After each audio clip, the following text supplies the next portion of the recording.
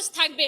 Next time যদি cinema বানান তাহলে আমাকে নায়িকা নিতে হবে সাকিব খানের, আর হচ্ছে কেমনে কি ডিরেকশন দেয় এটাও আমার থেকে শিখে নেবেন। ভাই বুঝলাম না সাকিব খানকে কেন লাস্টে মারতে হবে আপনাদের? আমার ক্রাশটারে পুরো মাইরা দিচ্ছে, নায়িকারেও মারতে পারতেন, আপনাদের সাকিব খানকে কেন মারতে হবে? এর জন্য আরো বেশি রাগ হয়েছে যে এই নায়িকাটার জায়গায় এই মেয়েটাকে না দিয়ে যদি আমাকেও দিত, ক্যারেক্টারের সাথে আমার ফেসটা মিল যাইতো, রোমান্টিক সিনের সাথে আমার ফেসটা মিল যাইতো, সব কিছুর সাথেই মিল যাইতো।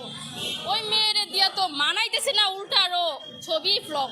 ওরে বাবা রে বাবা, রাজকুমার প্রিয়তমার রেকর্ড ভাঙবে ভাই। প্রিয়তমা দেখে অ্যাটলিস্ট কান্না করছিলাম, হ্যাঁ ভিতর থেকে। আমি এমন শক্ত একজন মানুষ, আমার সামনে যদি আমার জামাই শুয়া গড়াগড়ি করে কান্না আসে না, কিন্তু ওই দিন প্রিয়তমা সিনেমা দেখে আমি কান্না করে দিছিলাম, আমার মতো এরকম একটা পাষণ্য মেয়ে।